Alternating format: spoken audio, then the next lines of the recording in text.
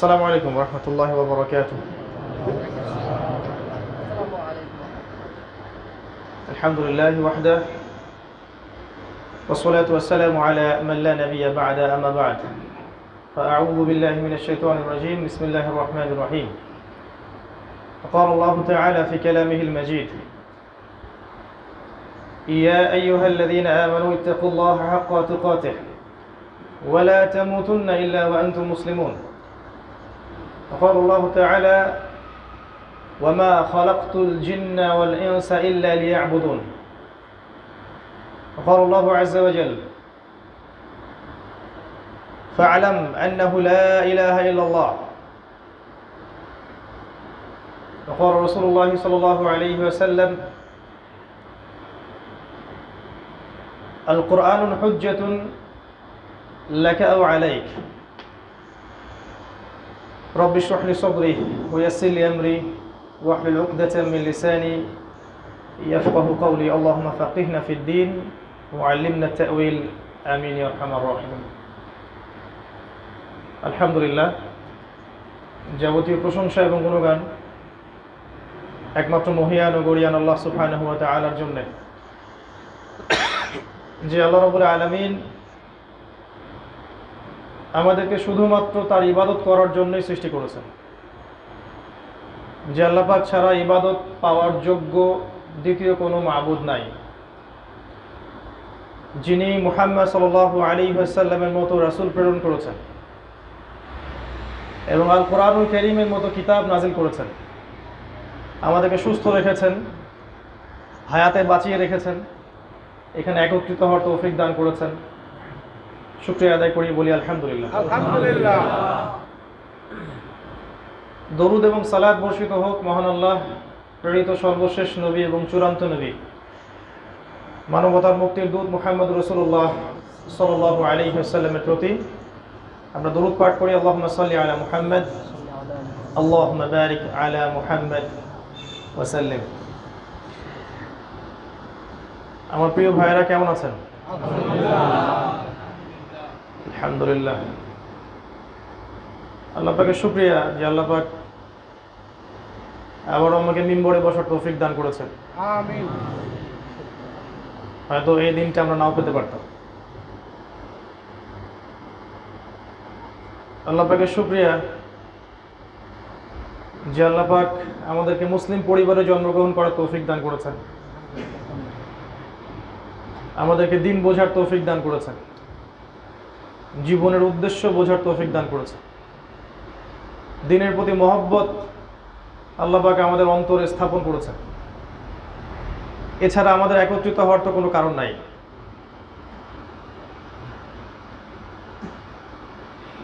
আজকে আসলে সাজানো গোছানো কোনো টপিক নিয়ে আপনাদের সামনে আসে নাই। আপনারা জানেন এটা আমার শ্বশুরের প্রতিষ্ঠান, ভাই সম্পর্কে আমার স্ত্রীর বড় ভাই, সেই হিসেবে এখানে আসলে পারিবারিক কারণেই আসা। যেহেতু মসজিদ আছে, চিন্তা করেছিলাম যে জুমার বয়ানটা করা যায় কিনা, কিন্তু আপনাদের ঢাকার সিটি অফ আখিরুজ্জামান দীর্ঘ যানজট আমাকে সেটা করতে দিল না। যাই হোক, আমি কিছু মৌলিক কথা বলতে পারবো আজকে ইনশাআল্লাহ, যেটা আমার জীবনের অভিজ্ঞতা থেকে আপনাদের প্রতি নসিহত বা অনুপ্রেরণা, যাই বলেন। প্রথম যে কথাটা দিয়ে শুরু করতে চাই সেটা হচ্ছে যে আল্লাহ পাক প্রত্যেক নবী এবং রসুলকে একটা মাত্র উদ্দেশ্য দিয়ে পাঠিয়েছিলেন। কোরআনের অনেক জায়গায় আছে, সূরা নাহলের মধ্যেও আছে, সূরা মুহাম্মাদের মধ্যে আছে। আল্লাহ বলছেন, ফাআলাম আন্নাহু লা ইলাহা ইল্লাল্লাহ। তোমরা আগে জেনে নাও যে আল্লাহ ছাড়া কোনো ইলাহ নাই। আল্লাহ ছাড়া কোনো ইলাহ নাই, এটা তুমি ভালো করে জেনে নাও হে নবী মুহাম্মদ সাল্লাল্লাহু আলাইহি ওয়াসাল্লাম। এই কথাটার অর্থ আমরা খুব একটা বুঝি না। আল্লাহ ছাড়া কোনো ইলাহ নাই অর্থ হচ্ছে আল্লাহ ছাড়া আসলে কিছুই নাই। আল্লাহ ছাড়া আমার জীবনের মালিক কেউ না। আল্লাহ ছাড়া কেউ চাইলে আমাকে মারতে পারবে না। আল্লাহ ছাড়া কেউ আমাকে মৃত্যু দিতে পারবে না। আল্লাহ ছাড়া ইজ্জত সম্মান কেউ বাড়াতে পারবে না, কেউ কমাতে পারবে না। আল্লাহ ছাড়া কেউ রিজিক দাতা নাই, রিজিক আল্লাহর হাতে। আল্লাহ ছাড়া কেউ সন্তান দিতে পারে না। আল্লাহ ছাড়া কেউ আমাকে উন্নতিও দিতে পারবে না, অবনতিও ঘটাতে পারবে না। আল্লাহ ছাড়া পরকালের জীবনে আমাকে কেউ পুলসিরাত পার করাবে না, কবরের শাস্তি থেকে বাঁচাবে না, ডান হাতে আমলনামা দিবে না, জাহান্নাম থেকে বাঁচাবে না, জান্নাতে প্রবেশ করাবে না। আল্লাহ ছাড়া হক কোনো মাবুদ নাই। আল্লাহ ছাড়া ইবাদত পাওয়ার যোগ্যও কেউ নাই।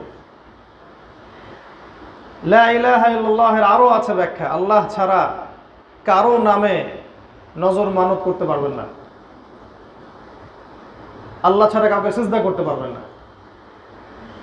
আল্লাহ ছাড়া কারো সামনে আত্মসমর্পণ করতে পারবেন না। আল্লাহর হুকুম ছাড়া কোনো হুকুমই নাই। আল্লাহ যা দিয়েছেন সেটাই চূড়ান্ত। যেটাই আল্লাহ এবং তার রাসূলের সাথে সাংঘর্ষিক সেটাই বাতিল। আরও আছে, আল্লাহ ছাড়া আপনার আমার জীবনে আপন বলে কেউ নাই। আল্লাহ ছাড়া আমাদের জীবনে আপন বলে কেউ নাই।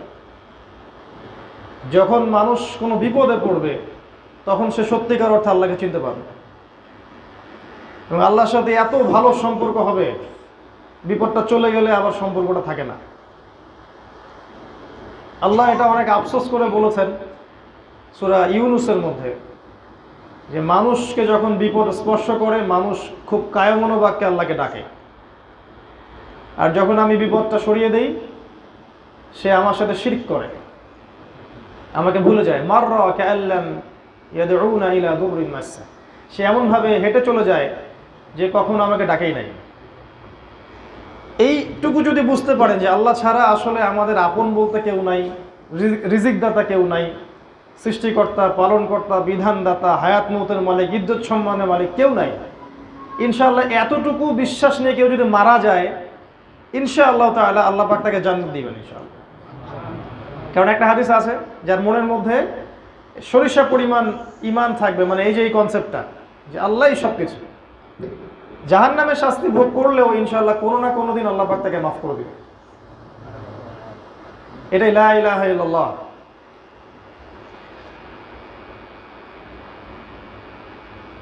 আল্লাহ ছাড়া যে আপন কেউ নাই এটা যে ব্যক্তি বুঝতে পারছে এই পৃথিবীতে, সে ব্যক্তি তার জীবনটাকে ঢেলে সাজাতে পারবে। যদি সে আল্লাহকে আপন করতে না পারে তার জীবনকে ঢেলে সাজাতে পারবে না পরকালের জন্য। আমরা যে ভুলটা করি, আমরা আল্লাহ ছাড়া অন্যকে আপন মনে করি। আমরা আমাদের স্ত্রী সন্তান, আমাদের পিতা মাতা, আমাদের আত্মীয় স্বজন, বন্ধু বান্ধব, পাড়া প্রতিবেশী, অফিসের কলিগ, আমাদের বস, সবাইকে খুব আপন মনে করি। সম্পর্ক আছে না? সম্পর্ক একটা জিনিস, আপনত্বটা আলাদা বিষয়। দেখবেন এরা সবাই যদি আপনাকে ফেলে দেয়, আল্লাহ কখনো আপনাকে ফেলবেন না। খেয়াল করে দেখবেন, জীবনে এমন অনেক সময় গেছে আপনার আমার যে আপনাকে কেউ বুঝতে পারেনি, আপনার ভিতরে কি আছে এটা কেউ বোঝে নাই, আল্লাহ বুঝছেন। আপনি ওই সময় সবার কথা ভুলে গিয়ে সেজদা দিয়েছেন, দিয়ে আল্লাহর কাছে চাইছেন, আল্লাহ কিন্তু সাথে সাথে দিচ্ছেন আপনাকে। আল্লাহ অনেক কাছে। মানে আমি বিগত 3 মাসে আল্লাহকে খুব ফিল করছি আর কি, যে আল্লাহ কি জিনিস। আল্লাহ খুব কাছে। কায়মনোবাক্যে সঠিক পদ্ধতিতে যদি কেউ আল্লাহকে ডাকতে পারে, আল্লাহ অবশ্যই তার দোয়া কবুল করবেন ইনশাআল্লাহ। সাক্ষাৎ মৃত্যুর হাত থেকে আল্লাহ তাকে ফেরত আনতে পারে। আল্লাহ চাইলে পুরো দুনিয়া তার জন্য উল্টে দিতে পারে। আল্লাহ সব করতে পারে, আর কারো কোনো কিছু করার ক্ষমতা নাই। আমার নিজের প্রতি নসিহত এবং আপনাদের প্রতিও, যে আল্লাহকে আপন করে নেন, দুনিয়াতে সফল হয়ে যাবেন, পরকালে সফল হয়ে যাবেন ইনশাআল্লাহ। আল্লাহকে আপন করে নিতে পারলে মনে কোনো কষ্ট থাকবে না, আপনার মনে কোনো কষ্টই থাকবে না, কারণ আপনি দুনিয়াতে যা করছেন শুধু আল্লাহকে সন্তুষ্ট করার জন্য করছেন। এই জন্য কেউ আপনাকে ভালো বলুক বা খারাপ বলুক, কেউ সন্ত্রাসী বলুক, কেউ জঙ্গি বলুক, কেউ আপনার কথা বুঝুক বা না বুঝুক, কেউ আপনার পাশে থাকুক বা না থাকুক, আপনি আল্লাহকে পাবেন। আর নির্ধারিত হায়াত শেষ হওয়ার পর আমাদেরকে তার কাছেই ফিরে যেতে হবে। বুদ্ধিমান সেই ব্যক্তি যে দুনিয়াতে আল্লাহকে আপন করতে পারছে। তো চলেন সেই চেষ্টা করি। লা ইলাহা ইল্লাল্লাহের অনেক ব্যাখ্যা, আমি অল্প সময় অল্প কয়েকটা বললাম। আরেকটা অংশ আছে আমাদের মুহাম্মাদুর রাসূলুল্লাহ সাল্লাল্লাহু আলাইহি ওয়াসাল্লাম। এটা হচ্ছে যে আল্লাহকে সন্তুষ্ট করার জন্য, আল্লাহকে পাওয়ার জন্য মুহাম্মদ সাল্লাল্লাহু আলাইহি ওয়াসাল্লাম ছাড়া অন্য কোনো তরিকা নাই।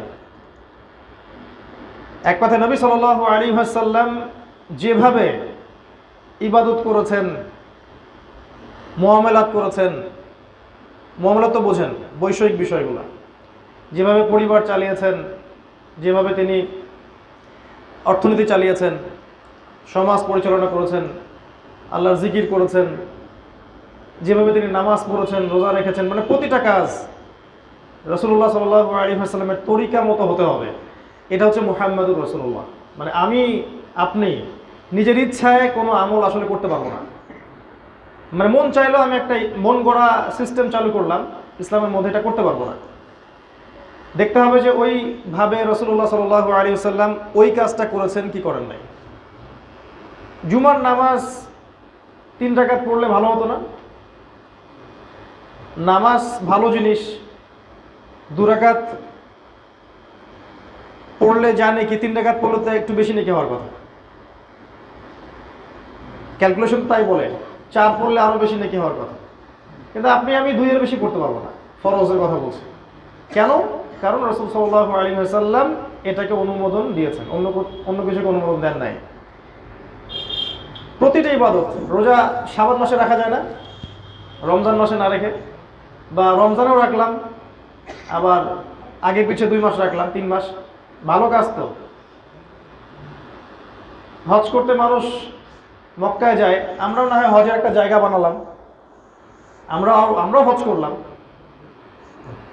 যাকাতের একটা নিসাব আছে, আমরা নিসাবের চেয়ে বেশি দিয়ে দিলাম। ঠিক আছে? প্রতিটা কাজ দেখবেন ইবাদত, ভালো ভালো ইবাদত, এগুলোকে বাড়াবেন কমাবেন এই ইখতিয়ার আপনার আমার নাই। আমি ফরজ ওয়াজিবের কথা বলছি, আপনি নফল করতে পারেন, আলাদা বিষয়, সুন্নাত তো করবেনই মাশাআল্লাহ। তো এইটুক মুহাম্মদুর রাসূলুল্লাহ সাল্লাল্লাহু আলাইহি ওয়াসাল্লাম যে আমার আপনার আল্লাহকে সন্তুষ্ট করার জন্য মুহাম্মদ সাল্লাল্লাহু আলাইহি ওয়াসাল্লাম ছাড়া অন্য কোনো টিচার, রোল মডেল, আদর্শ, উসওয়াতুল হাসানা কিছুই নাই।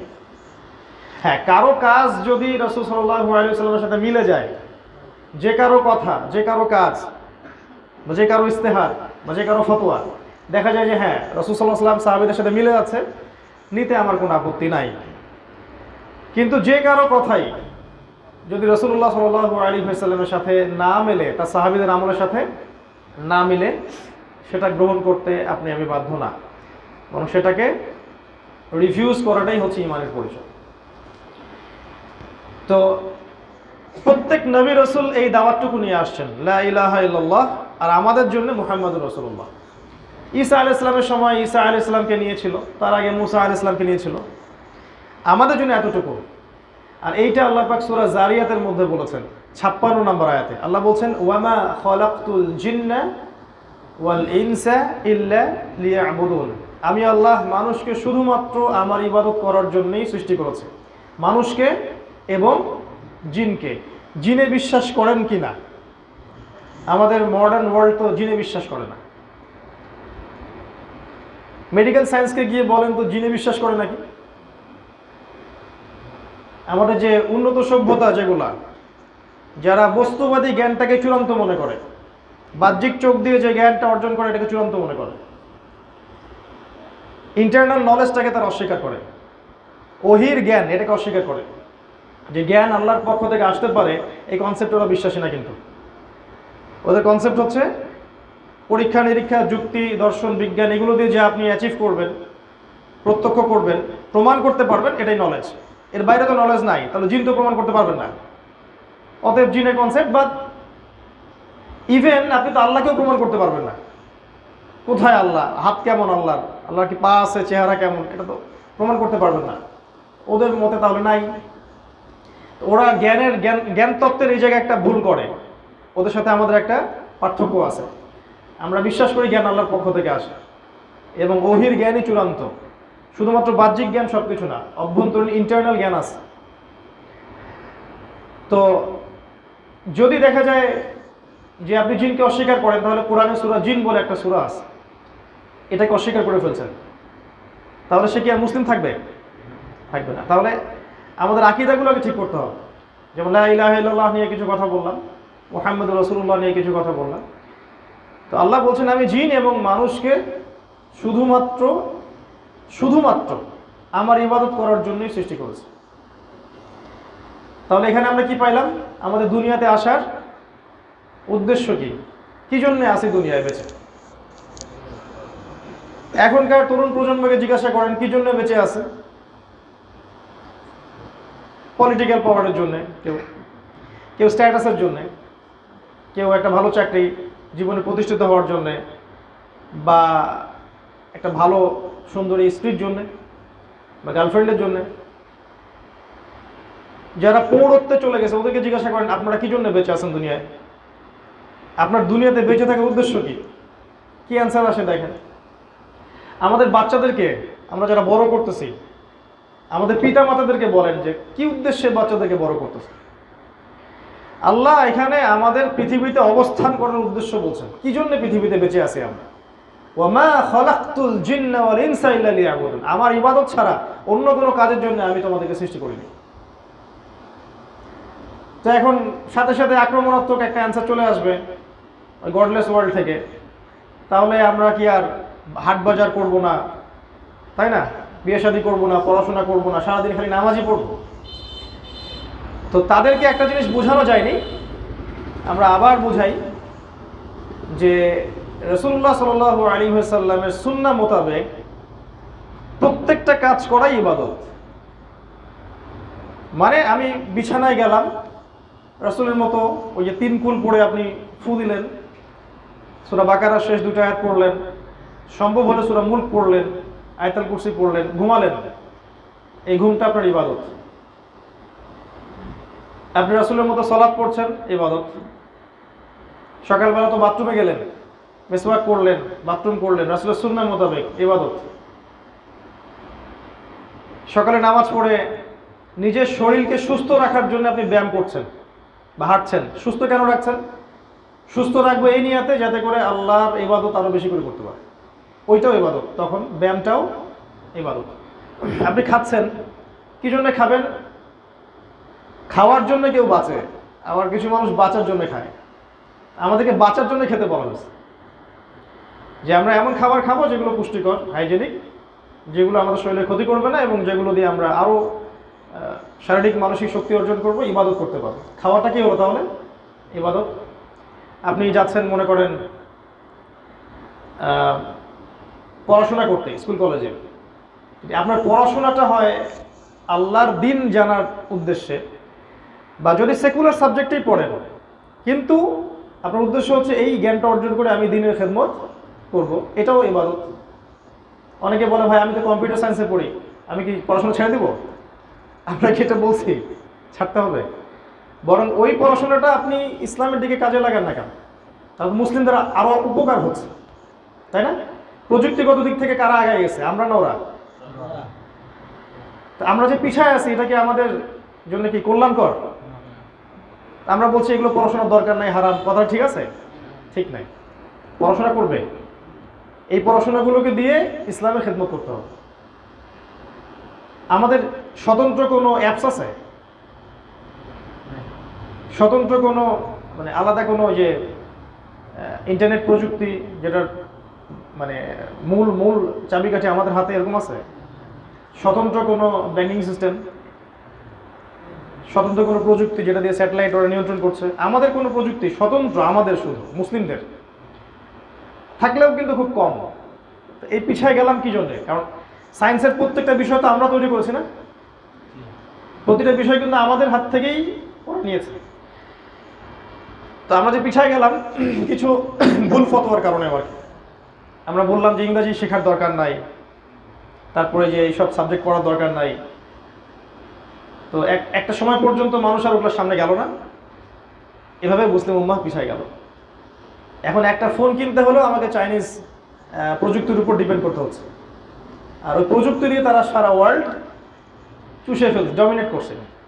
মানে আপনি বেডরুমে কি করতেছে এটা তারাও এটাও জানে। বিশ্বাস করতেছেন না? কোনো প্রাইভেসি নেই, আপনার কিচ্ছু নাই। যার হাতে এই ইন্টারনেটের মূল জিনিসটা, তারা চাইলেই আপনার সব প্রাইভেসিগুলো দেখতে পারবে, জানতে পারবে। তো আমি যেটা বলছিলাম, পড়াশোনা করতে যাবেন, যদি আপনি সেকুলার সাবজেক্টও পড়েন, এটাও দিনের জন্য পড়েন, যে এই সাবজেক্টটা দিয়ে আপনি দিনের কোনো খেদমত করবেন, ওই পড়াশোনাটা হয়ে যাবে ইনশাআল্লাহ ইবাদত। আর যদি ইসলামিক লাইনে পড়েন, তাহলে গতানুগতিকভাবে না পড়ে এখনকার যুগে দিনকে স্মার্টলি রিপ্রেজেন্ট করার জন্য যে সিলেবাসের কারিকুলাম দরকার সেগুলো পড়তে হবে। খালি মাথা ঝোঁকায় হিপস করলে আসলে এই যুগে চলা যাবে না, আসলে যাবে না। বরকত পেতে পারেন, কিন্তু এই ওয়ার্ল্ডটাকে ডিল করা যায় না। অনেকদিন বলেছি, আবার বলছি যে কনস্ট্রাকটিভ সিলেবাসের দরকার আছে। এমন সিলেবাস যে সিলেবাসের মধ্যে জেনারেল নলেজ থাকবে এবং ইসলামিক নলেজও থাকবে। আমি স্যাটিসফাইড না, আমি এমন কোনো প্রতিষ্ঠানে দেখলাম না যে পুরোটার সুন্দর একটা দুটার কম্বিনেশন আছে, এটা আমি আসলে পাই নাই। আর আসলে আমার ইলম কালামও অত বেশি না যে আমি নতুন কোনো সিলেবাস বা সিস্টেম লঞ্চ করতে পারবো, এত জ্ঞান আল্লাহ আমাকে এখনো দেননি। এটার জন্য বড় বড় ওলামায়ে কেরামদের গবেষণার দরকার আছে। তো গবেষণা করতে করতে তো কিয়ামত চলে আসলো। অনেকে বিশ্বাস করেন না যে সময় শেষের দিকে, আমরা বলি যে একটু অপেক্ষা করতে থাকেন, দেখেন না সামনে কি হয়। তো যেটা বলছিলাম, আপনার পড়াশোনা ইবাদত হয়ে যাবে। এবার ধরেন আপনি চাকরি করতে গেছেন বা ব্যবসা করতে গেছেন, উদ্দেশ্য হচ্ছে আপনি খাবেন, তো আপনি খাবেন, পরিবারকে খাওয়াবেন, রিজিক। তো এই রিজিকটা যদি হালাল হয় তাহলে ওই রিজিকটার পিছনে আপনি ছুটছেন, এটাও কিন্তু আপনার ইবাদত। আল্লাহ তো সূরা জুমআর মধ্যে বলেছেন না, যখন সালাত শেষ হয়ে যাবে কি ফান্তাশিরু ফিল আরদ, তোমরা জমিনের মধ্যে ছড়িয়ে পড়ো, আল্লাহ রিজিক তালাশ করো। আর রিজিক তালাশ করার সময় বেশি বেশি আল্লাহকে স্মরণ করো। রিজিক তালাশের সময় আল্লাহকে স্মরণটা বুঝলাম না, এই আয়াতটা নিয়ে আমি একটু চিন্তা করছিলাম আর কি। সূরা জুমআর মধ্যে আছে, ইযা নুদিয়া লিস-সালাহ মিন ইয়াউমিল জুমআ ফাসআউ ইলা যিকরিল্লাহ। ভালো করে বোঝেন, আল্লাহ বলছেন যে যখন জুমার সালাতের আজান দেওয়া হবে, ডাকা হবে, তোমরা আল্লাহর জিকিরের দিকে ছুটে আসো। মানে এখানে সালাতটাকে জিকির বোঝানো হচ্ছে, আল্লাহ স্মরণের দিকে ছুটে আসো। আচ্ছা, এবার আপনি আসলেন, সালাত পড়লেন, আল্লাহর জিকির করলেন। আবার আল্লাহ বলছেন যে ফাইদা কুদিয়াতিস সালাহ ফান্তাশিরু ফিল আরদ ওয়াবতাগু মিন ফাদলিল্লাহ ওয়াযকুরুল্লাহা কাসীরা। এবার তুমি নামাজ শেষ হয়ে গেছে, জমিনে ছড়িয়ে পড়ো, ছড়িয়ে পড়ে আল্লাহর অনুগ্রহ তালাশ করো আর আল্লাহকে স্মরণ করো। তো নামাজে আল্লাহকে স্মরণ করে আসলেন, নামাজ থেকে রিজিকের জন্য যাচ্ছেন, ওখানে আবার আল্লাহকে কি স্মরণ করবেন? ওই স্মরণটার অর্থ কি তাহলে? ওই স্মরণটার অর্থ হচ্ছে, আমার বুঝ, আমি ভুল হতে পারি, যে রিজিকের সন্ধানে আপনি দোকান খুলছেন, দাড়িপাল্লাটা উঠালেন, তো কাস্টমার বুঝতে পারতেছে না যে এখানে একটু ঝামেলা আছে। আপনি আল্লাহকে ভয় করে, আল্লাহকে স্মরণ করে তাকে ঠকালেন না, মাপটা ঠিক দিলেন, এটা আল্লাহকে জিকির করছেন। চাকরি করতেছেন বড় সরকারি কোনো অফিসে, সুযোগ আছে নিজে টাকা নেয়ার, তা আপনি ওই কর্মক্ষেত্রে গিয়ে আল্লাহকে ভয় করে ওটা করলেন না। এটা হচ্ছে ওয়াজকুরুল্লাহা কাসীরা, আল্লাহকে বেশি বেশি স্মরণ করো। রিজিক তালাশ করার সময়ও আল্লাহকে স্মরণ করো, মানে দুই নাম্বারই করিও না, যে আল্লাহ যে দেখতে পারতেছেন এটা বুঝো। আমার বুঝ যে এটাই জিকিরের অর্থ, এখানে আল্লাহকে স্মরণ করো। তো প্রতিটা কাজ ইবাদত হয়ে যায়। আবার আপনি ধরেন এখন পরিবারে ফিরে আসলেন, স্ত্রী সন্তান বউ বাচ্চার সাথে আপনি সময় কাটাবেন, এটা দুনিয়ারই কাজ না, এটা ইবাদত। সন্তানকে সুশিক্ষায় শিক্ষিত করতেছেন, এটা ইবাদত। আপনার স্ত্রীর মুখে অন্ন তুলে দিচ্ছেন, নিজ হাতে খাইয়ে দিচ্ছেন, এটাও ইবাদত। এমনকি তার দিকে হাসি মুখে তাকানোটা ইবাদত।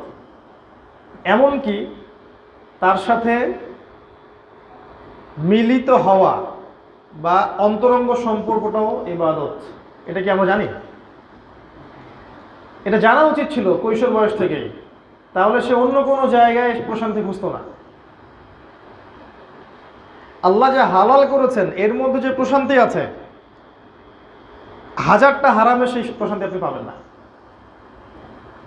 আপনি 1000টা মেয়ের সাথে জেনা করেন, আপনি যতটুকু শারীরিক সুখ পাবেন বলে মনে হবে, আপনার একজন পবিত্র স্ত্রী যার সাথে আপনার সম্পর্কটা পবিত্র, আল্লাহর আইনে পবিত্র, আপনি ওখানে যে প্রশান্তি পাবেন এটা আপনি 1000টা জেনা করে পাবেন। আমরা জানি না, যে বুঝি না যে হালালের মধ্যেই সব কিছু আছে, এই জন্য আমরা হারামের দিকে ছুটে যাই। তো এই প্রতিটা কাজ কিন্তু ইবাদত হয়ে যাবে। আপনি সন্তানের সাথে সময় দিচ্ছেন, বাচ্চাকে নিয়ে মসজিদে আসলেন, বাচ্চাকে পড়তে বসিয়েছেন, কোরআন পড়াচ্ছেন, তাকে নিয়ে হাঁটতে যাচ্ছেন, বেড়াতে যাচ্ছেন, বাচ্চাকে নিয়ে মাঠে খেলতে যাচ্ছেন, এগুলো কিন্তু ইবাদত। আমরা মনে করি সব দুনিয়াবি কাজ। এমনকি আপনি কোনো মুসলিম ভাইয়ের প্রয়োজন পূরণ করছেন, প্রতিবেশীর কিছু লাগলো আপনি দিলেন, বা কাউকে টাকা পয়সা ধার দিলেন, বা একটা মুসলিম ভাইয়ের সাথে হাসি মুখে কথা বললেন, বা চা খেতে বসছেন 5-10 জন মিলে, ওইখানে 2টা দিনের কথা বললেন, সবই ইবাদত। এক কথায় ওই সকাল থেকে নিয়ে রাত পর্যন্ত যতগুলো কাজ আমরা করি, যতগুলো কাজ, আমাদের পড়াশোনা, আমাদের খাওয়া পড়া, আমাদের অর্থনীতি, রাজনীতি, আমাদের এই যে কি বলবো সংস্কৃতি, পরিবার, পারিবারিক বন্ধন, যত কাজ আপনি করেন সারাদিন, যদি প্রতিটা কাজ আল্লাহ এবং তার রাসূলের দেখানো পথে হয়, তাহলে প্রতিটা কাজই ইবাদত। এটাই আল্লাহ বলেছেন, ওয়ামা খালাকতুল জিন্না ওয়াল ইনসা ইল্লা লিয়াবুদুন, আমি শুধুমাত্র আমার ইবাদত করার জন্যই মানুষ এবং জিন জাতিকে সৃষ্টি করেছি। এখন জীবনের শুরু থেকে শেষ পর্যন্ত যদি আমরা আল্লাহর ইবাদতে কাটাতে পারি, তাহলে আমার জন্য সবচেয়ে ভালো হয়। তো কিভাবে করব? আমার কয়েকটা ছোট্ট নাসিহা। যেমন আমাদের জীবনটাকে কয়টা ভাগে ভাগ করেন? আমরা একটা বই পড়ছি না, জীবন যেখানে যেমন, পড়ছেন? শুনছেন? আমার প্রশ্ন হচ্ছে, জীবন কোথায় কেমন? উত্তর খুঁজতে হবে। জীবনকে ভাগ করেন, আমার সাথে একটু অঙ্ক করেন। আমি আল্লাহর কাছে দোয়া করতেছি, আল্লাহ যেন আমাকে এবং আপনাদের সবাইকে এই পরিসংখ্যানটা বোঝার তৌফিক দান করেন এবং ওই অনুযায়ী আমল করার তৌফিক দান করেন, জানা অনুযায়ী আমল করার তৌফিক দান করেন। আমি যা বলছি এর উপরে আমাকেও যেন আমল করার তৌফিক আল্লাহ পাক দান করেন। মনে করেন 60 বছর বাঁচবো, মনে করেন, কথার কথা, আপনি 40 হতে পারে, 50 হতে পারে, 20 হতে পারে। এভারেজ কি এই উম্মার গড় আয়ু কত? এই উম্মার 55, 60, 64, 65, এই তো। এখন দেখেন আপনার জীবনের শেষের 5টা বছর, শেষের 10টা বছর বার্ধক্য, তাই না?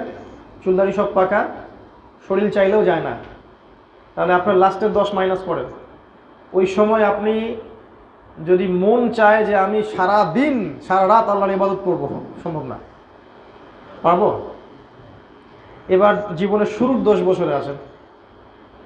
শুরুর 10 বছরে বোধশক্তি জাগে, ওই সময় মানুষ বুঝে ভালো মন্দ।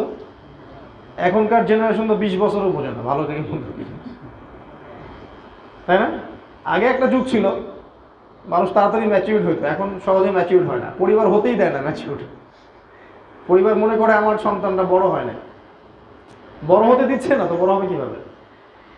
তো আমি যেটা বলতে চাচ্ছি, প্রথম 10, শেষ 10, এই 10-20 বছর আপনি আসলে আপনার লাইফের মধ্যে নাই, ডিপেন্ডেন্সি আছে অন্যের উপরে। মূল জীবনটা হয় সাধারণত 20 থেকে 40 বা 50, 20 থেকে 40 বা 50। এটা আপনার মানে যৌবন এবং পৌরত্বের জায়গাটা, প্রজ্ঞা, বিচক্ষণতা, রক্তের তেজ, ভালো মন্দ বোঝার ক্ষমতা, শারীরিক শক্তি, মানসিক শক্তি সব এইটুক সময়ের মধ্যে বেশি থাকে। এই জীবনটাকে যদি ভাগ করেন আপনি দেখবেন শৈশবকাল, কৈশোর, যৌবন আর বার্ধক্য। শৈশবটা এমন হওয়া উচিত যে শৈশবে আমাদের বাচ্চারা, আমাদের তো এখন শৈশব নাই, ওই আমরা বাদ দিলাম, আমাদের বাচ্চাদের কথা বলতেছে। শৈশবে আমাদের বাচ্চারা যেন তাওহিদটা শিখে ফেলায়। তাওহিদ কি জিনিস, ঠিক আছে, ইসলামের বেসিক জিনিসগুলো কি কি, কোরআন তেলাওয়াত করার জন্য শিখে ফেলে, হিফজ যেন কমপ্লিট করে ফেলে, আরবি ব্যাকরণের যে নাহু সরফের কিতাবগুলো আছে এগুলো যেন পড়ে শেষ করে ফেলে, ভালো স্কুলে যেন পড়ে, সেখানে ইংরেজি শেখে, ম্যাথামেটিক্স শেখে, ভালো ভালো সাবজেক্ট শেখে, ল্যাঙ্গুয়েজ শেখে। ল্যাঙ্গুয়েজ শিখতে কোনো সমস্যা নাই। এই সময়টুকুতে যেন ওরা বিশুদ্ধ ভাষা শিখে এবং বিশুদ্ধ খাবার খায়, ফিজিক্যালি যেন স্ট্রংলি গড়ে ওঠে। এই সময় যেন তারা মাঠে খেলে, গ্রামে নিয়ে যান, খেলান, পরিবেশের সাথে মিশান, ভালো প্যারেন্টিং যেন তারা পায়, ভালো খাবার, ভালো পড়াশোনা, ভালো টিচিং ফ্রেম এবং ভালো ওস্তাদ, ভালো পরিবেশ, ভালো পরিবার। সে যেন দেখে বাবা মার মধ্যে সম্পর্ক সুন্দর, পরিবারের মধ্যে। এরকম করে বাচ্চাদের শৈশবটা গড়ে তোলেন। সে করে পানি না দিলে আপনি কখনো ফল পাবেন না। এই 10-15 বছর বাচ্চার পিছনে মেহনত করেন। আবার বলতেছে ওকে কোরআন শেখান, ওকে তাজবিদ শেখান, ওকে হিফজ করান, ওকে আরবি ভাষা শেখান, ওকে নাহু সরফের সব কিতাব শিখিয়ে দেন, ভালো স্কুলে দেন যেখানে সে জেনারেল লাইনেও ভালো করবে, ভালো খাওয়ান, ভালো পোশাক দেন, ভালো পড়ান, ভালো খেলান এবং স্কিল শেখান। যেমন ওকে আপনি জুডো শেখান, তাইকুন্ডো শেখান, সাঁতার শেখান, মানে যেগুলো স্কিল মানুষের ফিজিক্যাল মেন্টাল স্কিল ডেভেলপ করে এগুলো করান একদম 14-15 বছর পর্যন্ত। শৈশবটা সুন্দর হলো না? এরকম শৈশব কয়জন পাইছেন? হাত তোলেন। এবার আজকে থেকে আপনি 1400 বছর আগে চলে যান, রাসূলের যুগের পরে সাহাবীদের যুগটাকে দেখেন। সাহাবায়ে কেরামের একটা বাচ্চা 10-12 বছরে কোরআন হিফজ হয়ে গেছে, হয় নাই? আরবি ভাষা তো আগে থেকেই জানে, তারা ব্যাকরণ শিখে ফেলছে, হাদিসের কিতাবও পড়া মোটামুটি শেষ, আরবি গ্রামের বই শেষ। তারা ওই ওই কষ্ট সহিষ্ণু হয়ে বড় হইতো, সোনার চামচ দিয়ে বড় হইতো না। ছোটবেলা থেকে দেখবেন এরা তীর নিক্ষেপ করা শিখতো। আমি আপনাকে নিক্ষেপ করতে বলিনি, আবার কথাটা অন্যদিকে নিয়ে না, মানে ওই সময়কার সেন্সে বলছি। এবং তারা একটা নুরানি পরিবেশে বড় হতো। ওদের পরিবারের পিতামাতার মধ্যে কোনো ঝগড়া নাই, কোনো কলহ ফাসাদ নাই, হলেও খুব সামান্য। হ্যাঁ, তাদের তাদের তাদের তারা দেখে না যে তাদের বোনরা বেপর্দা, তারা দেখতো না যে তাদের মা বেপর্দা, তারা দেখতো না তাদের বাসায় ডিভাইস দিয়ে ভর্তি, সারাদিন ফোন আর গেমস আর ল্যাপটপস আর ইন্টারনেটস, এগুলো তারা দেখতো না। স্মার্টফোন এডিকশন, এটা তারা দেখতো না। তারা দেখতো না যে বাবা আর মা শুয়ে শুয়ে অপসংস্কৃতি দেখতেছে। ওই যুগের বাচ্চাদের দিকে তাকান, আর এই যে আমি যেটা বললাম যে শৈশবটা করা উচিত, এর মধ্যে একটা বিশাল পার্থক্য আছে না? সফল কিন্তু ওই যুগের জেনারেশনটা। আমরা সফল হতে হলে আমাদেরকেও শৈশবটা কাজে লাগাতে হবে। আমরা যেহেতু পাই নাই সেই শৈশব, সেক্ষেত্রে আমাদের সন্তানরা যেন এই শৈশবটা পায়, এটা নিশ্চিত করতে হবে আমাদেরকে। ইনশাআল্লাহ এটা পারবেন তো? ইনশাআল্লাহ। এরপরে আপনি কৈশোরে যাবেন। শৈশবে এরকম নিউট্রিশন পাওয়া একটা ছেলে যখন কৈশোরে আসবে, তখন সে তো আরও অনেক কিছু করতে পারবে। এবার সে দেখবেন ইসলামের বড় বড় কিতাবগুলো পড়ে শেষ করে ফেলছে, মৌলিক কিতাবগুলো পড়া শেষ, ভালো কিছু ডিগ্রি সার্টিফিকেট অর্জন করে ফেলছে, আরও স্কিলফুল হয়েছে, আরও ট্রেন্ড আপ হয়েছে, ফিজিক্যালি, মেন্টালি, এডুকেশনালি, প্রত্যেকটা দিক থেকে সে মাশাআল্লাহ অনেক আত্মদমা। আর এখনকার এই জেনারেশনের দিকে তাকান আপনি, এই জেনারেশনের শৈশবগুলো দেখেন আর কৈশোরগুলো দেখেন। এই জেনারেশনের শৈশবে তারা ফাস্টফুড খাচ্ছে, ওই A for apple, B for ball, এগুলোই পড়তেছে। কোরআন হাদিসের তো খুব একটা ধার ধারতেছে না। তারপরে পরিবারের কাঠামো ওরা ভালো পাচ্ছে না, বিনোদন পাচ্ছে না, ওরা ভালো নিউট্রিশন পাচ্ছে না, খেলতে পারছে না। গৃহবন্দী হয়ে বড় হচ্ছে, বুয়ার কাছে বড় হচ্ছে, তাই না, হাউস সিটারের কাছে বড় হচ্ছে। এরা ইসলামের বুনিয়াদী শিক্ষাগুলো শৈশবে পাচ্ছে না। এদেরকে বাবা মসজিদে নিয়ে আসতেছে না, মেয়েটাকে মা ছোটবেলা থেকেই পর্দার দিকে নিয়ে আসছে না। এখনকার জেনারেশনগুলো দেখেন, এই জন্য দেখবেন এরা খুবই ক্রেজি। এখনকার জেনারেশন খুব ক্রেজি, কিন্তু মানে মাথায় এত ধারণ ক্ষমতা নাই। এবং অল্প ছোট ছোট বাচ্চারা দেখবেন জিনায় লিপ্ত হচ্ছে, মাদক খাচ্ছে, আবার দেখবেন যে সুইসাইডও করছে, আত্মহত্যা করছে। এটা কারণ হচ্ছে শৈশব কৈশোরটা ঠিকমতো নিউট্রিশন হয় নাই। তো জীবন যেখানে যেমন, মানে কি আপনার শৈশব কৈশোর আমাদেরটা ঠিক থাকা উচিত ছিল, মানে যেটা আমাদের হয়নি, আমাদের সন্তানদের অ্যাটলিস্ট যেন হয়। আমরা এখন কোথায় আছি তাহলে? ওই 3 নম্বর স্টেজে আছে, ওই আপনার 20 থেকে 40 এই স্টেজের মধ্যে আমরা আছি। এই স্টেজে গিয়ে আপনি যদি চান যে আমি ওই সাহাবায়ে কেরাম রাদিয়াল্লাহু আনহু ওদের জেনারেশনের যৌবনের মতো যৌবন কাটাবো, তাহলে প্রথমত আমি বলবো ভুল হবে। কারণ তাদের যে নিউট্রিশন ছিল এই যে ছোট থেকে শৈশব এবং কৈশোর, এই শৈশব কৈশোর দুইটা লেভেল আপনি পান নাই। দুইটা লেভেল কিন্তু আপনি পান নাই। ওই দুইটা লেভেলের যে ট্রেনিং, এটা আপনি পান নাই, যেটা আব্দুল্লাহ বিন ওমর রাদিয়াল্লাহু আনহু পাইছেন, তাই না? এটা কিন্তু আপনি আমি পাই নাই। তাহলে কি আমরা কি হতাশ হয়ে যাব? না, হতাশ হব না, উচ্চাভিলাষীও হব না। যেহেতু এখন আপনি 20 বছর পরে হেদায়েত পাইছেন, 20 বছরের পরে, হয়তো 25-এ, কেউ 30-এ, কেউ 40, এরকম না আমাদের ব্যাপার। আগে দিন খুব একটা বুঝতাম না, নামাজও ঠিক মতো পড়তাম না হয়তো বা, তাই না? ব্যাপারটা তো এরকম এখনকার জেনারেশনে। তো এখন কি করবেন? এখন কি লাভ দিয়ে মানে আত্মঘাতী কোনো কাজ করতে বসবেন? না। এখন প্রথমত যে কাজটা করতে হবে, আপনাকে এখন, আপনি একটা রেসে যাচ্ছেন, বা আপনি আমি একটা রেসে যাচ্ছি, রেসে আমি অলরেডি 2টা লেভেল মিস করে ফেলছি, তা আমার স্পিডটা একটু বেশি হবে, এটাই স্বাভাবিক। তো কিভাবে স্টার্ট করবে? আমি বলবো প্রথমত ওকে ওই এডুকেশন থেকে স্টার্ট করতে হবে। আপনি হয় জেনারেল লাইনে পড়েন, না হলে মাদ্রাসা লাইনে পড়েন। এই তো মাদ্রাসা লাইনে যদি পড়ে থাকেন, তাহলে মাদ্রাসা লাইনের এই সিলেবাসের সাথে আপনাকে জেনারেল লাইনের সিলেবাসের ভালো ভালো সাবজেক্টগুলো আয়ত্ত করতে হবে। এই আয়ত্ত করতে আপনি হয়তো নতুন করে কোনো জায়গায় বসতে পারবেন না, বা ভর্তি হতে পারবেন না।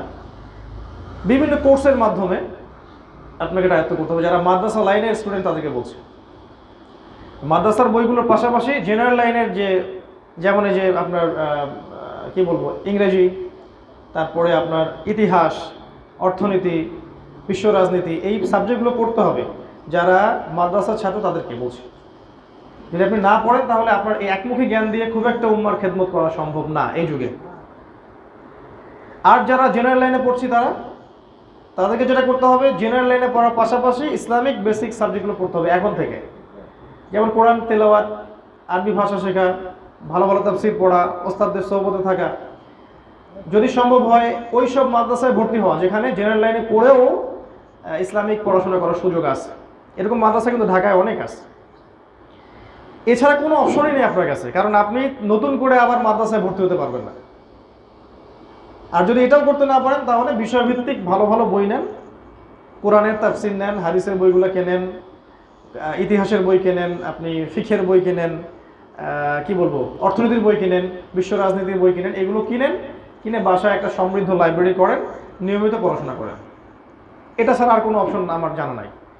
তবে মুসিবত এই টাইপের মানুষদেরকে নিয়ে একটু বেশি হয় আবার, কারণ অল্প কয়েকদিন পড়াশোনা করার পরে তারা মনে করে যে আমি অনেক জেনে ফেলছি, তখন তারা আবার ফতোয়া দেওয়া শুরু করে বেশি। মুশকিলটা তখন এখানেই হয়।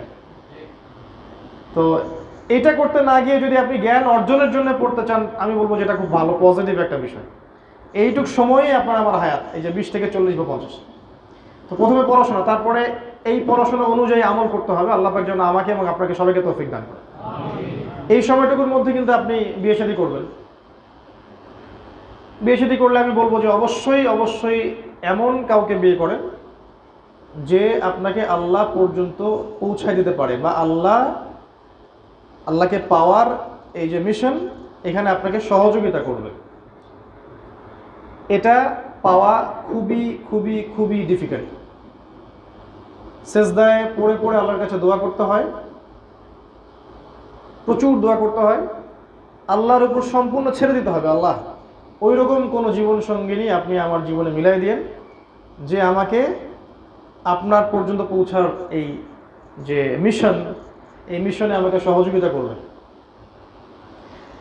যারা পেয়েছে তারা প্রচণ্ড সৌভাগ্যবান এই পৃথিবীতে, যারা পায়নি ওদের চেয়ে দুর্ভাগ্য এই পৃথিবীতে আসলে কারো নাই। এই জায়গায় যদি ভুল করেন বা আল্লাহওয়ালা দিনদার কাউকে পাশে না পান, আপনার পুরো জীবনটা জাহান্নাম হয়ে যাবে, বিশ্বাস করেন। আর যদি এমন কাউকে পান যে মাশা আল্লাহ আয়েশা রাদিয়াল্লাহু আনহার মতো, খাদিজা রাদিয়াল্লাহু আনহার মতো আপনাকে ব্যাকআপ দিচ্ছে, সাপোর্ট দিচ্ছে, আপনার জীবনটা হয়ে যাবে জান্নাত। আলহামদুলিল্লাহ, এই জায়গায় বলতে পারি যে আলহামদুলিল্লাহ, আল্লাহ পাক আমাকে জান্নাতে রাখছে। এবং যার কিছু প্রমাণ আপনারা দেখছেন অনলাইনে। আমি কারোর মধ্যে কোনো ডিফার করতে চাই না। এক একজনের মর্যাদা এক এক রকম থাকে। মায়ের মর্যাদা, মায়ের প্রতি ভালোবাসা, বোনের মর্যাদা, বোনের প্রতি ভালোবাসা, স্ত্রীর মর্যাদা, তার প্রতি ভালোবাসা, কন্যা সন্তানের মর্যাদা, তার প্রতি ভালোবাসা, এগুলো কি পার্থক্য করার বিষয়? যদি কেউ বলে যে তুমি তোমার বোনকে মায়ের চেয়ে বেশি ভালোবাসো, এই ব্যক্তিকে কি বলবেন আপনি? মাকে ভালোবাসি তার জায়গায়, সর্বোচ্চ জায়গায়, বোনকে স্নেহ করি তার জায়গায়, সর্বোচ্চ জায়গায়। ঠিক একই ব্যাপার আপনার মেয়ের ক্ষেত্রে, আপনার স্ত্রীর ক্ষেত্রে। ডিফার করতে চাচ্ছি না, বাট আমি বলবো যে আল্লাহ রাব্বুল আলামিন আলহামদুলিল্লাহ ইন্ডিভিজুয়ালি আমাকে এই নিয়ামতটা দিয়ে ধন্য করছেন যে আল্লাহ পাক আমাকে এমন জীবন সঙ্গিনী দিয়েছেন আলহামদুলিল্লাহ, যারা আমাকে আল্লাহর পথে চলতে, এগিয়ে যেতে সাহায্য করে। আলহামদুলিল্লাহ, এই জায়গায় কখনো ভুল করেন না, ইস্তেখারা করেন, আল্লাহর কাছে চেয়ে নেন।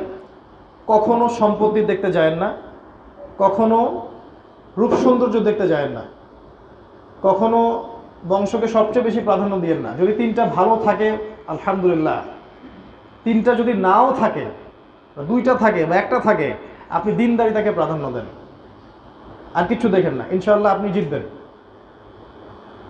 আর যদি অন্য কিছুকে প্রাধান্য দেন, আপনি হেরে যাবেন। এই জায়গায় আমাদেরকে ভুল করা যাবে না। আমি যুবকদের এই কথাটা এই জন্য বলছি যে বহুত পরিবার এখন এরকম প্রবলেমসের মধ্যে সাফার করে। এই জন্য আমি এই টিপসটা দিচ্ছি যে কখনো দিনদারিতা ছাড়া অন্য কোনো কিছু দেখবেন না। আপনি দিনদারিতাকে প্রাধান্য দেন, আল্লাহ পাক অন্য দিক থেকে আপনাকে দিয়ে দিবেন ইনশাআল্লাহ, দেখবেন। আর একটা বিষয় হচ্ছে, শয়তান খুব প্রচণ্ডভাবে লেগে থাকবে পরিবারের মধ্যে ফাটল সৃষ্টি করার জন্য। এবং আপনার স্ত্রী, আপনার সন্তান, আপনার পিতামাতা, ভাই বোন, এদের মধ্যে একটা দূরত্ব সৃষ্টি করার শয়তান সবসময় বেশি চেষ্টা করবে। কারণ সে জানে যে পরিবার যদি ভেঙে ফেলা যায় তাহলে আপনি আর আগাতে পারবেন না। যে মানুষটা পারিবারিক জীবনে সুখী না, সে কখনো দিনের কাজ করতে পারবে না। এটা বিশ্বাস করেন? পারিবারিক জীবনে যে ব্যক্তি সুখী না, তার দ্বারা কোনো কাজই সম্ভব না, আর তার ভিতরে অলওয়েজ টেনশন। যদি পরিবারের সদস্যরা এমন হয় যে প্রত্যেকে আপনাকে খালি দুনিয়া আর দুনিয়ার দিকে ঠেলে, তাহলে আপনি নিজের ভালো নিজে বুঝে নেন। এখনকার ম্যাক্সিমাম পরিবার এরকম, খালি দুনিয়া আর দুনিয়া। মানে ছেলেরা হচ্ছে এখন টাকার মেশিন, আর প্রয়োজন পূরণ করার মেশিন। মায়ের প্রয়োজন পূরণ করো, বোনেরটা পূরণ করো, স্ত্রীরটা করো, সন্তানেরটা করো, অমুকেরটা করো, তমুকেরটা করো, নিজের আর আল্লাহকে ডাকার সময় থাকে না, তাই না? এরকম হচ্ছে না? চাচ্ছেন আপনি আল্লাহকে ডাকবেন, অনেক বেশি ইবাদত করবেন, পারতেছেন না। এরকম যদি হয় বস্তুবাদী পরিবার, তাহলে নিজের ভালো বুঝে নেন, নিজের ভালো বুঝে নেন। এই সময়টাতে আমরা আর যা করি, উপার্জন, একবার বলেছি যদি আবার টাচ দিচ্ছি, যে উপার্জনে খেয়াল রাখি যাতে কোনো রকমের হারামের সংস্পর্শে না যান। বিশ্বাস করেন ভাই, আপনি হারাম যত বড় বিজনেসই করেন না কেন, যত বড় হারাম চাকরি করেন না কেন, এর মধ্যে বরকত থাকবে না, একটু বরকত থাকবে না, বিশ্বাস করেন। হালাল উপার্জন করেন, মাসে 10,000 পাচ্ছেন, 20,000 পাচ্ছেন, আপনার 20,000-এ দেখবেন আল্লাহ পাক 40,000-এ বরকত দিবেন সব। কিভাবে জানেন? আপনি হালাল খাচ্ছেন, হালাল করতেছেন, হয়তো বা দেখবেন আপনার রোগ কম হবে, আপনার সন্তান অসুস্থ কম হবে। নেককার স্ত্রী বিয়ে করছেন, দিনদারিতাকে দেখে স্ত্রী আপনার কাছে চাবে কম, ডিমান্ড কম করবে, খাই খাই করবে না, আপনি অনেক দিক থেকে সেভ হয়ে যাবেন। আর দেখবেন হারাম, সুদ, ঘুষ, জিনা, ব্যভিচারের টাকা দিয়ে ভর্তি করছে একদম সিন্ধুক, দেখবেন যে কিডনি চলে গেল, ক্যান্সার, সন্তানের অমুক রোগ, এইটা সেইটা, আমি যাবি, বাবার এই সমস্যা, মায়ের এই সমস্যা, স্ত্রী এত এত ডিমান্ড করে, সে সুখে থাকতে পারবে না। হ্যাঁ, এরকম রোগ ব্যাধি আমাদেরও হতে পারে, আমাদের মুসলিম পরিবারও হতে পারে। তবে মনে রাখবেন, দুরকম হতে পারে, হয় আল্লাহর শাস্তি, না হলে আল্লাহর পরীক্ষা। আল্লাহ পাক মুমিনদেরকে শাস্তি দিবেন না, আল্লাহ পাক মুমিনদেরকে পরীক্ষা করবেন, আল্লাহ পাক জালেমদেরকে শাস্তি দিবেন। তা ওইটা তার জীবনে শাস্তি হিসেবে আসছে, আর আপনার আমার জীবনে অসুস্থতা আসলে ওটা হয়তো ইনশাআল্লাহ নেয়ামা হিসাবে আসবে, পরীক্ষা হিসেবে আসবে। তো এই জায়গায় রিজিকের ব্যাপারটা কনসিয়াস থাকেন। আমি এনকারেজ করি ব্যবসা করেন, হালাল ব্যবসা করেন, হালাল চাকরি করেন। আমি এনকারেজ করি যে রাষ্ট্রীয় ভালো ভালো পদে থাকেন, সেখানে সততার সাথে কাজ করেন, দেখবেন দেশের জন্য কল্যাণকর হবে। আমাদের সৎ ব্যক্তিদের খুব দরকার, আর সৎ ব্যক্তি ইসলাম ছাড়া কেউ প্রডিউস করতে পারবে না, ইসলাম ছাড়া কেউ সৎ ব্যক্তি প্রডিউস করতে পারবে না। সব জায়গায় সৎ ব্যক্তি দরকার। আমি কৃষিভিত্তিক অর্থনীতিকে খুব প্রেফার করি, নাসিহা করি, যাদের এরকম জমি জমা আছে, কৃষিভিত্তিক কিছু করলে আপনি হালাল খেতে পারবেন এবং ইনশাআল্লাহ এই শেষ জামানায় আপনি ভালো করবেন, আপনি লাভবান হবেন ইনশাআল্লাহ। এই যে 20 থেকে 40, এখানে আর কি করব? কি বললাম? পড়াশোনা করব, আমল করব, মাশাআল্লাহ দিনদার, বিয়ে শাদী করবেন, দিনদার মেয়েকে, হালাল রিজিকের পিছনে ছুটবেন, সাধ্য মতো আল্লাহর দ্বীনের দাওয়াত দিতে হবে, সাধ্য মতো আল্লাহর দ্বীনের দাওয়াত দিতে হবে। দাওয়াতটা চরমপন্থায় যাবে না, দাওয়াতটা শৈথুল্যবাদী অবস্থাতেও থাকবে না। ব্যাপারটা বুঝছেন? দাওয়াতটা হচ্ছে মার মার কাট কাট দাওয়াত না, আবার সবই ঠিক গোলালো মার্কা দাওয়াত না, মধ্যমপন্থী দাওয়া, যেটাকে আল্লাহ পাক কোরআনে কি বলেছেন? কাযালিকা জাআলনাকুম উম্মাতান ওয়াসাতা, তোমাদেরকে বানিয়েছি মধ্যমপন্থী উম্মাহ। তা'মুরুনা বিল মা'রুফ, তোমরা সৎ কাজের আদেশ করবে, অসৎ কাজে নিষেধ করবে। আমাদের দেশের মানুষ কোরআনই পড়তে জানে না, তাকে যদি আসলে বড় বড় বিষয়গুলো বোঝানো হয়, এটাও এক প্রকারের আমাদের আসলে মানে কাজটা ঠিক হচ্ছে না, আমার কাছেও মনে হয় আর কি। মানে দেখা গেল অনেক কঠিন কঠিন কিছু লেকচার দিয়ে ফেললাম, আসলে যাদের সামনে দিলাম তারা কোরআনই পড়তে জানে না, বা হয়তো নামাজও ঠিক মতো পড়তেছে না, ইসলামের বেসিক জিনিসই বোঝে না। এটা আমাদের ব্যর্থতা, এটা ইসলামের ব্যর্থতা না। অন্য কান্ট্রিতে আপনি গিয়ে হাই থ্রটের কথাগুলো বলে তারা রিসিভ করতে পারে, বাংলাদেশের মানুষ বেশিরভাগ অনেক সময় পারে না। কেন? মানে আমরা পারতেছি না কেন? কারণ আমাদের বেসিক পড়াশোনা অনেকটা গ্যাপ আছে, এই জন্য ওইগুলো ধরতে পারতেছে না। এই জন্য আমাদেরকে আবার ওই শুরু থেকেই শুরু করা দরকার, তাওহীদ থেকে শুরু করেন, দাওয়া দেয়া, সুন্নাহ লাইফস্টাইল, কোরআনের দিকে মানুষকে নিয়ে আসা, সুন্নতের দিকে নিয়ে আসা, নামাজের দিকে নিয়ে আসা, আমর বিল মারুফ নাহি আনিল মুনকারের কাজ করা, এভাবে দাওয়াতি কাজ আপনি সাধ্যমতো করুন। এই দাওয়াতি কাজের জন্য স্কলার, মানে অনেক বড় স্কলার হওয়ার কোনো প্রয়োজন আমি দেখি না। অনেক বড় স্কলার হয়েই দাওয়াতি কাজ করতে হবে এমনটা শর্ত আসলে কোথাও নাই। মানে যতটুকু দিচ্ছি এটা সম্পর্কে আমার ভালো ধারণা আছে কিনা, এটা হচ্ছে মূল কথা। ধরেন আপনি সালাতের দাওয়াত দিচ্ছেন, এই নামাজ সম্পর্কে আপনার পূর্ণাঙ্গ ধারণা থাকলে আপনি নামাজের দাওয়াত দিতে পারেন। আপনি যাকাতের দাওয়াত দিচ্ছেন, আপনি কোরআন তেলাওয়াত মানুষকে শেখাবেন, কোরআনের দিকে ডাকার দাওয়াত দিচ্ছেন, তো এই বিষয়গুলো সম্পর্কে আপনার যদি ভালো ধারণা থাকে তা আপনি এটুকু দাওয়াত দিতেই পারেন। যেটা সম্পর্কে ধারণা নাই এটা সম্পর্কে কথা বলারও দরকার নেই, এর চেয়ে বরং চুপ থাকাই ভালো। এতে কি হবে? চুপ থাকলে উম্মার উপকার আছে, ক্ষতি নাই। আমি নিজেও নিজেকে এখন অনেক মানে প্রশ্ন করি বা ইসলাম সংশোধনের জন্য আত্মসমালোচনা করি, যে আমার মনে হয় যে আমার আরও 10 বছর পড়াশোনা করা দরকার মিনিমাম, তারপরে মিম্বরে ওঠা উচিত। কারণ এত হিউজ ইসলাম পড়াশোনা যে আসলে আমি মনে করি যে আমি 5-10%ও জানি না। নিজের কথা বলছি, আর নিজের সাথে অনেস্ট থাকা দরকার। তাহলে পড়াশোনা করতে হবে, পড়াশোনা করতে থাকবো, যখন যেটা জানবো সেটা মানুষকে জানাবো, এবং সেটা মধ্যম পন্থায় হতে হবে। দাওয়ার কাজ করুন, এতে ইসলামের উপকার আছে। দাওয়াতের কাজ যদি আমরা না করি তাহলে ইসলাম ক্ষতিগ্রস্ত হবে, ইসলাম বিরোধী শক্তিগুলো জয়ী হয়ে যাবে। এই সময়টা আর কি করতে পারি? এই সময়টা ফিজিক্যালি স্ট্রং থাকার চেষ্টা করা যায়। ভালো খাবার খান, ফিজিক্যালি স্ট্রং থাকেন, তো ব্যায়াম করেন, পরিশ্রম করেন, কায়িক শ্রম করেন। কৃষিভিত্তিক ইকোনমির কথা বললাম। যেগুলো রিয়েল সম্পদ সেগুলো সঞ্চয় করেন। রিয়েল সম্পদ, যে সম্পদগুলোর দাম বাড়তে থাকে, কখনো কমে যায় না, এগুলো সঞ্চয় করেন আগামী প্রজন্মের জন্য, আপনার ভবিষ্যতের জন্য। এই কাজগুলো করে আপনি যখন বার্ধক্যে যাবেন, এই মানে আমি বলতে চাচ্ছি যৌবনের ফুল ইউটিলাইজটা আপনাকে করতে হবে। পড়াশোনা, ইবাদত, ভালো পরিবার গঠন, বিয়ে শাদী, সন্তান, মানুষ টানুষ করা, সব কিছু এই যৌবনের মধ্যেই করে ফেলতে হবে, এই 20 থেকে 40 বা 50। এরপরে যে বার্ধক্যের বয়সটা থাকবে, এটা কেমন হবে জানেন?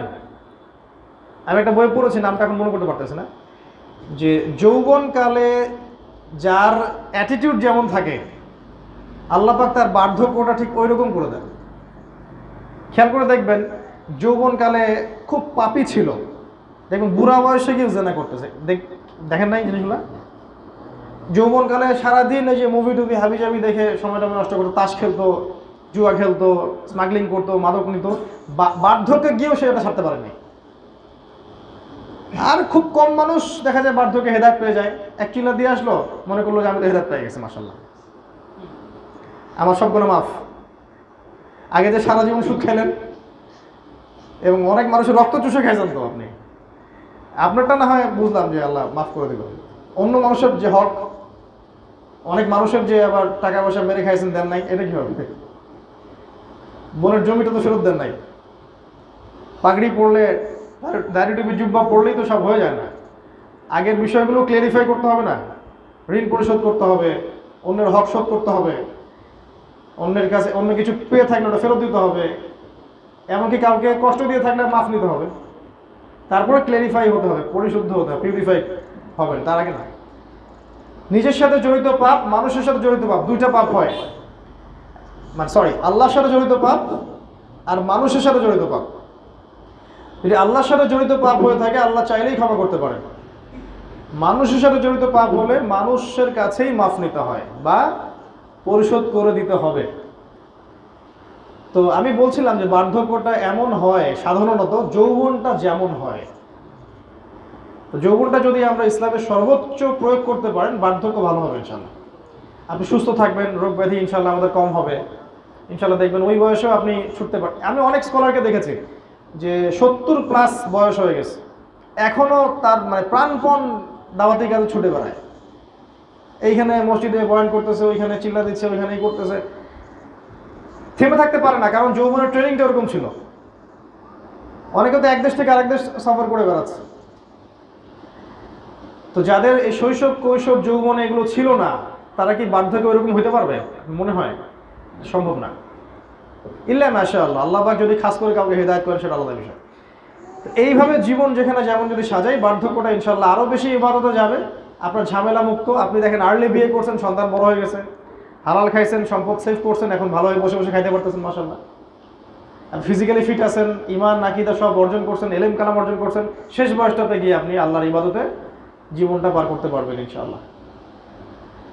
এবং সন্তানদেরকে যেহেতু ইসলামিক অনুশাসনে বড় করছেন, তারাও আপনাকে কষ্ট দিবেন ইনশাআল্লাহ। বিয়ে যেহেতু করছেন আল্লাহর সন্তুষ্টির জন্য, দিনদার মেয়ে দেখে, এই স্ত্রীও দেখবেন আপনাকে ফেলে চলে যাবেন ইনশাআল্লাহ। এবং দেখা যাবে যেদিন আপনি মারা যাবেন, সেদিন ইনশাআল্লাহ আপনার মুখ দিয়ে লা ইলাহা ইল্লাল্লাহ মুহাম্মাদুর রাসূলুল্লাহ বের হবে, এবং হয়তো আপনার আমার সন্তানরাই আপনার আমার খাটিয়া তুলবেন, এবং আমাদের সন্তান আমাদের জানাজা পড়াবে। তো এই বাবার জীবনটাকে সৌভাগ্যবান না? এইভাবে যদি জীবনটা সাজাই, তাহলে ইনশাআল্লাহ ওই যে প্রথমে একটা আয়াত বললাম, ওয়া মা খালাকতুল জিন্না ওয়াল ইনসা ইল্লা লিয়াবুদুন, এর হকটা আদায় হবে ইনশাআল্লাহ। আজকে আমরা আল্লাহর কাছে দোয়া করতেছি আল্লাহ পাক যেন আমাদের সবাইকে সূরা জারিয়াতের এই 56 নম্বর আয়াতের উপর আমল করার তৌফিক দান করেন। আমাদেরকে মানে আমরা যা বললাম এটার উপর আমল করার তৌফিক দান করেন। আমাদের শৈশব, আমাদের বাচ্চাদের শৈশবটাকে যেন ইসলামিকভাবে গড়ে তুলতে পারি সেই তৌফিক দান করেন। আমাদের মধ্যে যারা কৈশোরে আছে কৈশোরটাকে যেন ইসলামিক কৈশোরে পরিণত করতে পারে সেই তৌফিক দান করেন।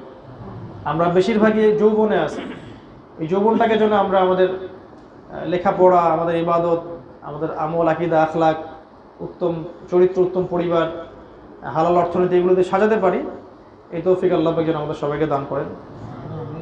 এবং আল্লাহ পাক আমাদের বার্ধক্যটা যেন সুন্দর করেন, আল্লাহুম্মা আমিন। আমাদের হায়াতে নেক হায়াতে বারাকা দান করেন, আমাদের স্ত্রী সন্তানে বারাকা দান করেন।